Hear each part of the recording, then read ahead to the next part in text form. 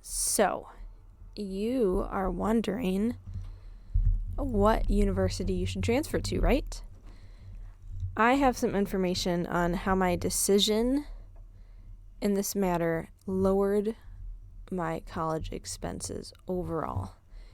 You don't want to miss this because, yes, we talk about earning more money or finding scholarships and such to pay for college, but it would sincerely help just if the expenses were even lower, right? So let's get started.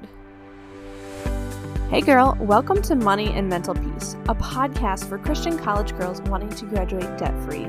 Do you procrastinate on homework while Googling easy scholarships and money for college because you're drowning in debt and student loans? Afraid you'll never have enough time and motivation to find ways to pay for college when you don't even have enough time to sleep or have a social life? I'm Kara.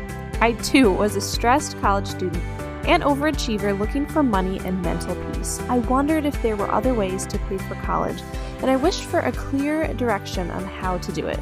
I wanted an easier way to fund college with less anxiety, but I kept telling myself I had no idea what to do, thought I wasn't finishing school fast enough, and thought I would never have enough money. Until some scholarships and rare school hacks got me through debt-free, and I can show you how to do this as well. In this podcast, you'll find mental peace, answers for your future, and enough money to kill it at college. So grab your cold brew and TI-89 and enroll in the most stress-free and debt-free class that you've ever attended. This is Money and Mental Peace. Hello, beautiful people. Okay, it's Kara. We're back to some of my story. We're jumping around to different people's stories, also some tips I have for you, and some scholarships that I thought you might like. But I wanted to get back to my story. The last time we talked about this was in episode 17 or so. And now we're in episode 20.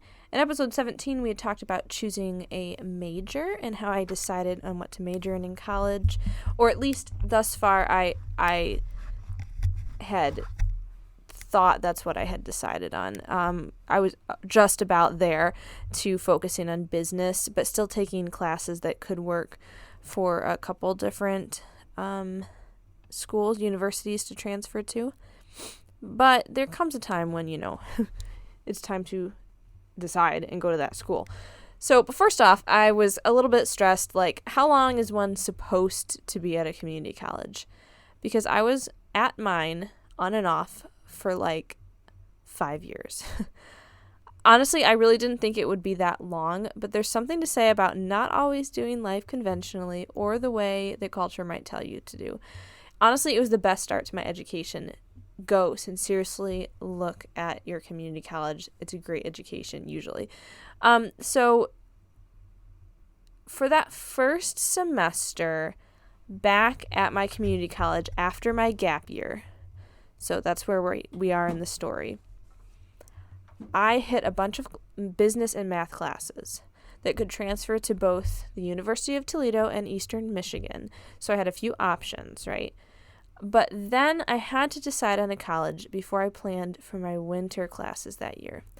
It's awesome how many classes can be planned for the several college options you have in mind, but eventually, like, a decision has to be made.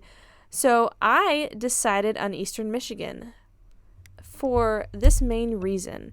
I could follow their Eastern and my community college's articulation agreement for the business school.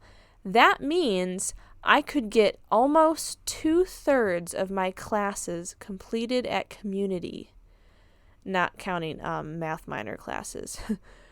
Phew, seriously, we have some great education agreements, many colleges to choose from, and reasonably short commuting distances here in southeastern Michigan. So you might be interested in Michigan for college, just throwing that out there.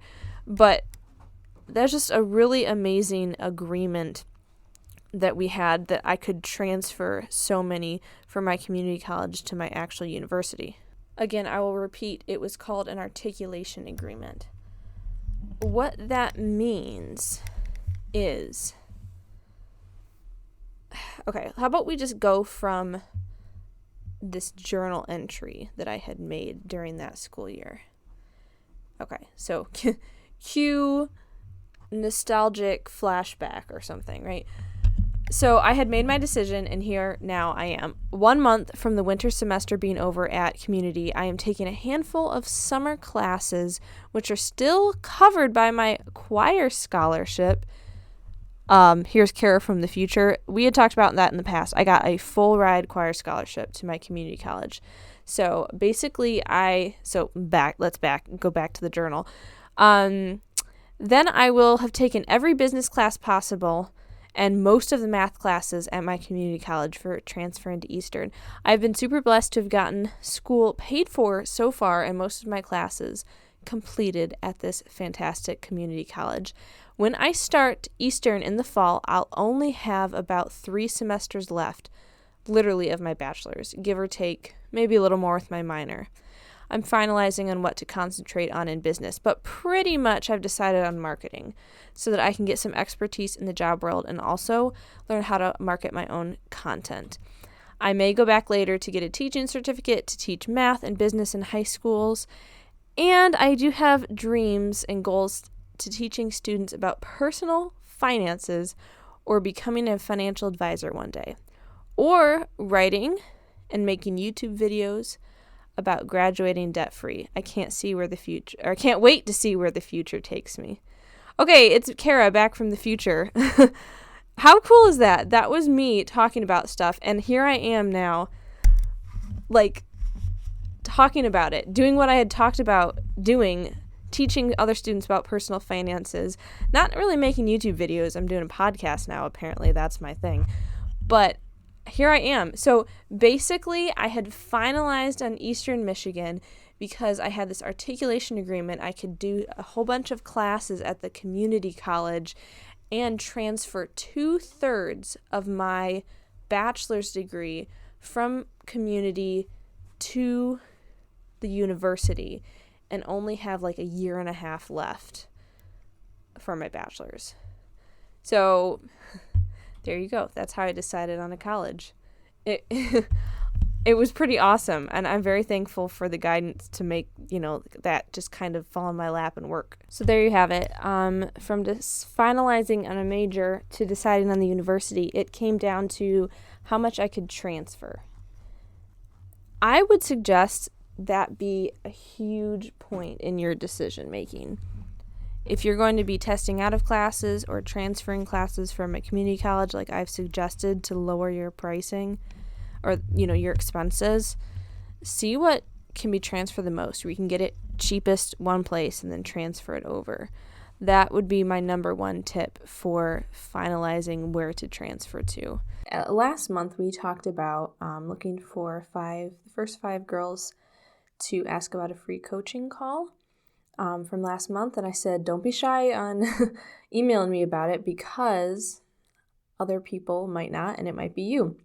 Well, actually, I got nobody jumped on that offer, which is totally fine. I'm growing. So this month of February 2022, I am saying anybody who wants to talk with me about how to plan and arrange logistics and scholarships for a debt-free college will get a free hour coaching call with me. Let me tell you again, it's not the first 5 people, it's anyone this month of February who reaches out to me. I will do it for you guys. And going on from here, after a while, I'll begin charging, but I just want to offer some free help and see if it's helpful to people. I just said help too many times in a row. But anyways, if you want this free coaching call opportunity, no matter what number, if you're the 1st or 7th person who asks me or whatever, my email is info@moneyandmentalpeace.com. Again, that is info@moneyandmentalpeace.com.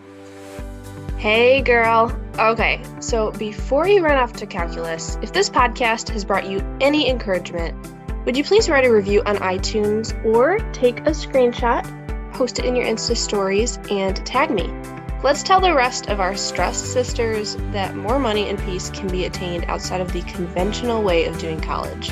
See you next time. Love and prayers, Kara.